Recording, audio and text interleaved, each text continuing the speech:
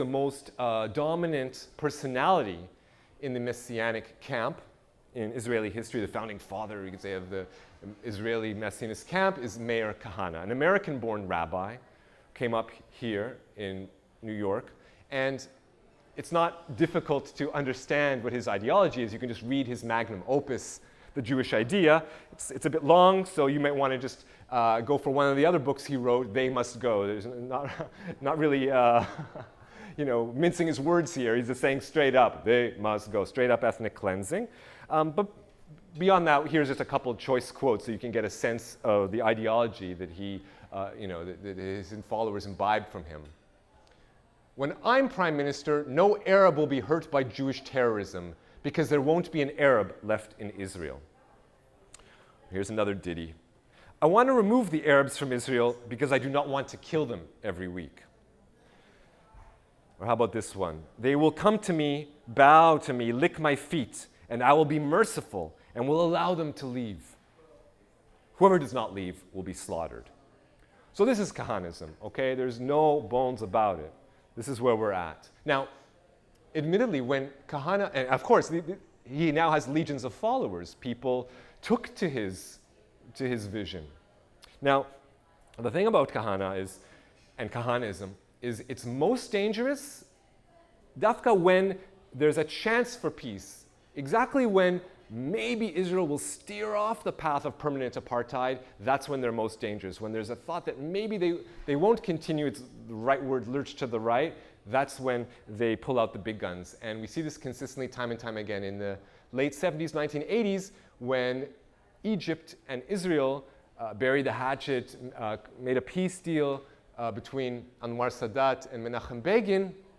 That's when the Kahanists implemented their plan, and they plotted to blow up the Dome of the Rock, the Haram al-Sharif in the old city of Jerusalem, the most beautiful building in Palestine, one of the most important Muslim shrines in the country and in the world. So Kahane sat in jail for 6 months for plotting to blow it up, and the hope was that by destroying it, this would cause a religious war between Jews and 1 billion Muslims all over the world, and there would be no more chance for peace, and that would be it, back to permanent war.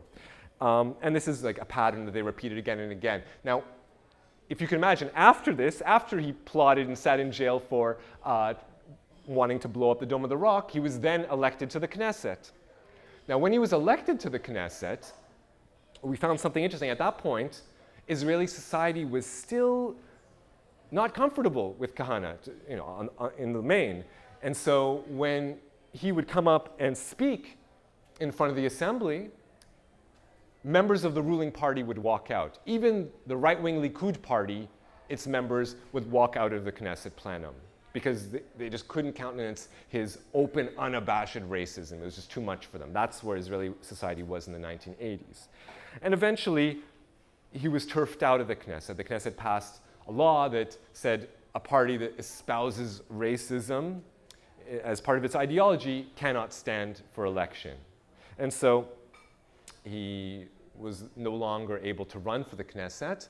But of course, as I said, he had legions of followers. Soon afterwards, one of those followers from his party, Baruch Goldstein, as you may know, again, with the same idea of trying to prevent any possibility of peace, when in the early 1990s you had the Oslo peace process, for good and bad. We can talk about that later, but at least it was an attempt to try to end decades of war and ethnic cleansing between, and fierce hatred between Israelis and Palestinians.